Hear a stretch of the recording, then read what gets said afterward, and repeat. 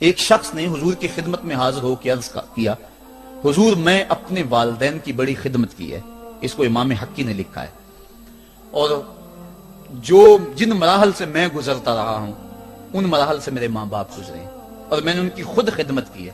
آج بیٹے بیویوں پہ کام چھوڑ دیتے ہیں کہ بیوی خدمت کرے گی. احسان دانش کہتا ہے کہ میں نے اپنی بیوی کو ہاتھ نہیں لگانے دیا. میں نے کہا میرے ماں باپ ہے، یہ خدمت اور کوئی حاصل کیوں کرے، یہ تو میں حاصل کروں گا. تو ساری خدمت میں نے خود کی. جس طرح انہوں نے نوالے توڑ توڑ کے میرے منہ میں ڈالے، میں نے بھی حضور ایسے کیا. جس طرح میرے لیے میری ماں رات جاگتی رہی، میں بھی اپنی ماں کے لیے جاگتا رہا.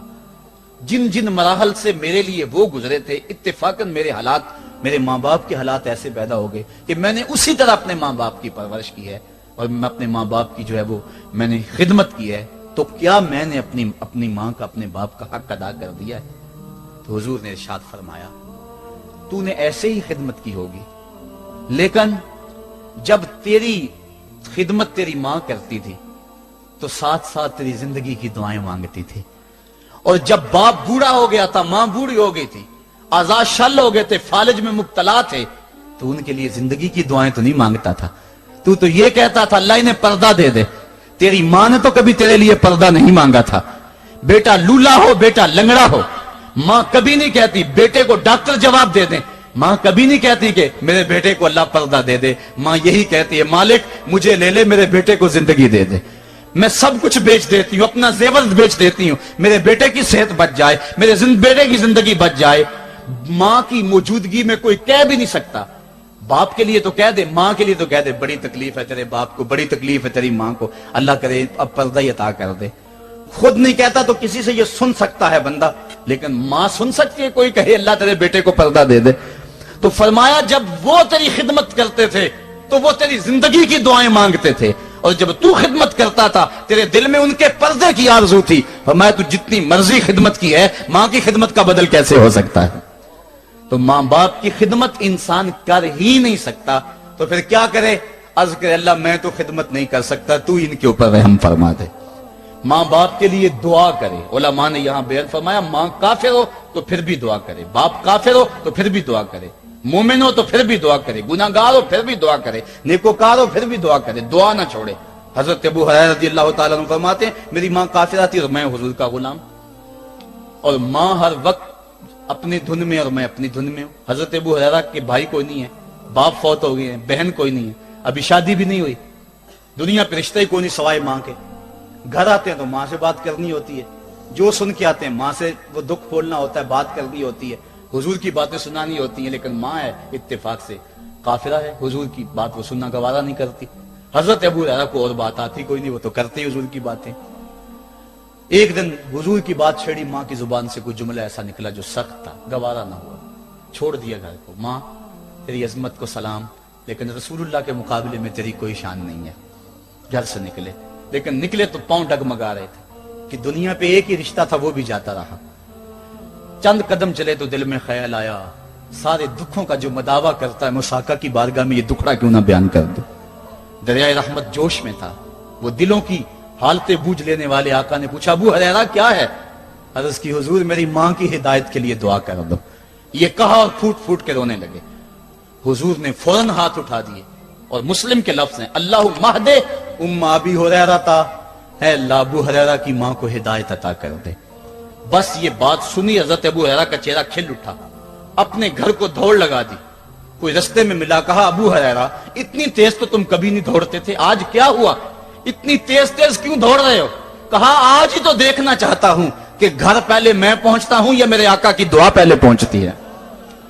حضرت ابو ہریرہ فرماتے ہیں جب میں گھر پہنچا تو دروازہ بند تھا.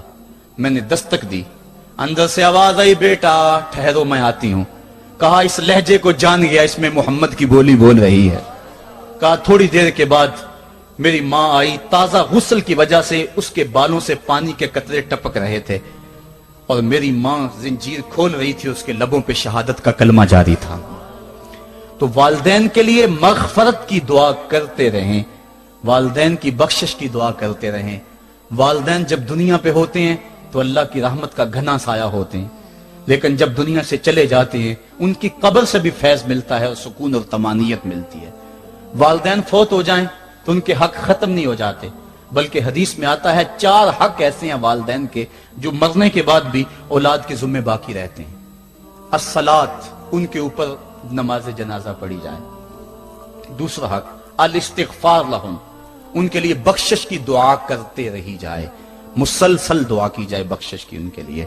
اور ایک روایت میں نے پڑھا ہے اگر کوئی بندہ اس کے والدین حالت ناراضگی میں فوت ہو گئے، والدین ناراض تھے، موقع نہ مل سکا منانے کا اور والدین فوت ہو گئے، تو حدیث میں آتا ہے کہ وہ کثرت کے ساتھ، ایک تو اپنی خالہ کے ساتھ، ماں اگر فوت ہوئی ہے تو باپ ہوئی ہے تو باپ کے بھائیوں کے ساتھ اس نے سلوک کرے، باپ خوش ہوگا۔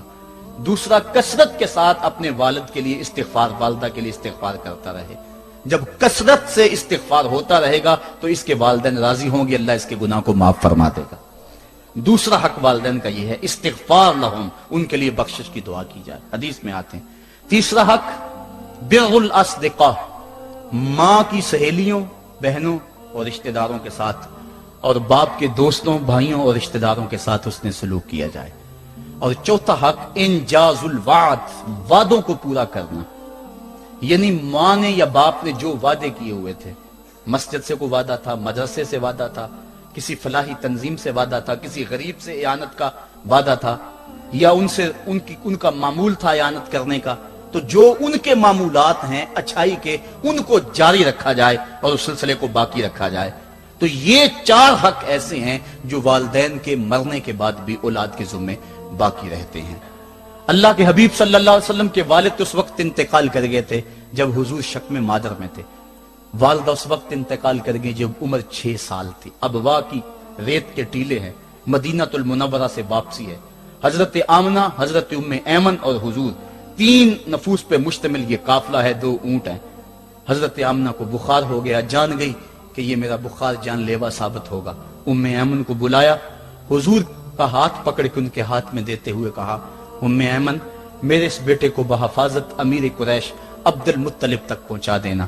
اور پھر اپنے بیٹے کو پاس بٹھایا، سر پہ ہاتھ رکھا، پیار کرنا چاہا اور کوئی باتیں کرنا چاہیں، لیکن ضبط کے سارے پیمانے ٹوٹ گئے، آنکھوں سے آنسو نکلنے لگے۔ بیوہ ماں نے جب اپنے در یتیم کے سر پہ ہاتھ رکھا تو پھر عرب کی ریت کے ذرے بھی رونے لگے۔ سیدہ آمنہ نے روتے ہوئے چند جملے کہے جو ابن حشام نے محفوظ کیے، کہا بیٹا ہر نئی چیز نے پرانی ہو جانا ہے اور ہر باقی نے فنا ہو جانا ہے، میں بھی جا رہی ہوں، وہ ذکری باک، لیکن میرا ذکر نہیں مٹے گا، وہ ولد تو تہرا، اس لیے کہ تیرے جیسا پاکیزہ بیٹا چھوڑ کے جا رہی ہوں۔ جن ماؤں کے بیٹے اتنے اچھے ہوں ان ماؤں کا تذکرہ نہیں مٹا کرتا۔ یہ جملے کہے اس کے بعد حضرت آمنہ نے آنکھیں بند کر لیں۔ حضور علیہ الصلوۃ والسلام اپنی ماں کے جسد پہ پھوٹ پھوٹ کے روئے، ریت کے ٹیلے میں ماں کی تدفین کی، اوپر مٹی انڈھیل دی، آنسوں کا چھڑکاؤ کیا۔ آج ہو بھی کیا سکتا تھا، مدینہ تو رسول میں حضور کی والدہ فوت ہوتی تو آقا کریم کے لیے، ماں کے لیے کتنے صحابہ جنازے میں آتے، کتنے لوگوں کا ہجوم ہوتا، جنت سے فرشتے بھی پھول لے کر آتے، لیکن آج نہ کوئی جنازے میں شامل ہے۔ وہ کیا کسی نے کہا تجھے کن پھولوں سے ہم کفن دیں، تو جدا ہی ایسے موسموں میں ہوا جب درختوں کے ہاتھ پھولوں سے خالی تھے۔ حضور آنسوؤں کا چھڑکاؤ کیا اور ام ایمن کے ساتھ چمٹ کے بیٹھ گئے، اور حضرت ام ایمن نے جناب عبد المطلب تک پہنچایا، اور 8 سال کی عمر تھی کہ عبد المطلب رضی اللہ تعالیٰ عنہ کا بھی انتقال ہو گیا۔ ابن حشام نے لکھا ہے جب امیر قریش کا جنازہ اٹھا تو پورا مکہ امڈ آیا، اور ایک بچہ تھا جس کی عمر 8 سال ہوگی، وہ کبھی اس دیوار سے لگ کے روتا تھا، کبھی اس دیوار کے ساتھ لگ کے روتا تھا۔ پھر شاب ابی طالب کی سختیاں بھی جھیلی، عام الحزن کا غم بھی کاٹا، طائف کے بازاروں میں پتھر بھی کھائے، پتے کھا کھا کے بھی گزر اوقات ہوا، مکے کے بازاروں میں اوجریاں بھی ڈالی جاتی رہیں، کھدے ہوئے گڑوں کا سامنا بھی کیا، بچھے ہوئے کانٹوں سے بھی گزرنا پڑا۔ لیکن آج وہ وقت ہے کہ اللہ نے حکم صادر کر دیا، پتھر مارنے والے سن لیں، کانٹے بچھانے والے سن لیں، راہ میں گڑے کھودنے والے سن لیں، میرے نبی کی آواز سے اب تو آواز بھی اونچی نہ ہونے پائے۔ عمر کا سرمایہ ضائع کر دوں گا، تمہارے نامہ اعمال میں ایک نیکی بھی نہیں رہے گی۔ اگر نبی سے ملنا چاہتے ہو ڈائریکٹ نہ آ جاؤ، پہلے گھر جاؤ، پھر کوئی چیز لو، پھر بازار جاؤ، کوئی فقیر ڈھونڈو، اس کو صدقہ کرو، پھر میرے نبی کی چوکھٹ پہ آؤ، تمہیں پتا چلے کس چوکھٹ پہ آ رہے ہیں۔ ادب کے ضابطے سکھائے، خبردار नबी के दरवाजे पे ऊंची आवाजें ना लगाना, बल्कि नबी की चौखट पे आके बैठ जाओ। नबी अपनी मर्जी से आए तो अपने दिल की हाजत कह लो। कुरान उतर चुका है, अदब की आयतें नाज़िल हो चुकी हैं। आका करीम घर से निकले, सहाबा अदब से खड़े हो गए।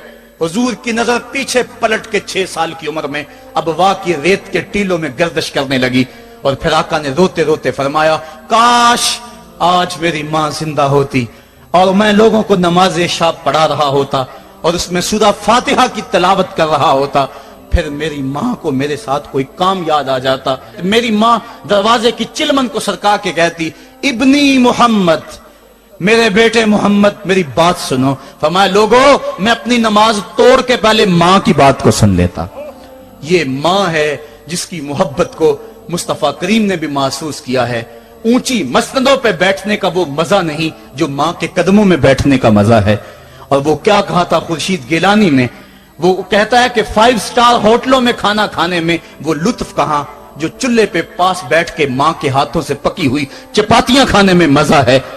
और आली जनाब हजरत साहब और आला और भारी और भरकम लफ्ज सुनने में और गार्ड ऑफ ऑनर का मुआयना करने में वो लज्जत कहां है जो माँ के ओए बबलू कहने के अंदर रखा गया है।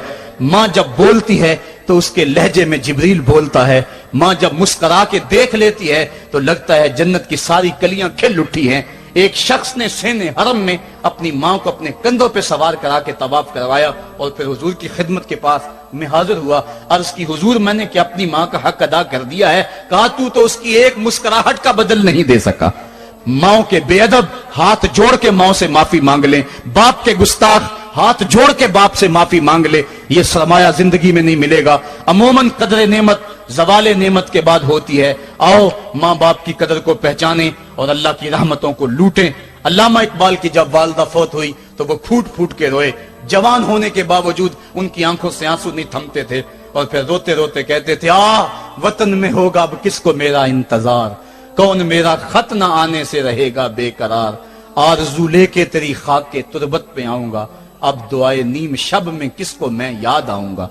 कौन पिछले पहर उठ के दुआ करेगा, माँ ही दुआ करती है। माँ के जब हाथ उठ जाते हैं तो इजाबत के सारे दरवाजे खुल जाते हैं। माँ जब बोलती है और दुआ के लिए हाथ उठा देती है, अल्लाह रहमत के सारे दरवाजे खोल देता है और करीब आके माँ की फरियाद को सुनता है।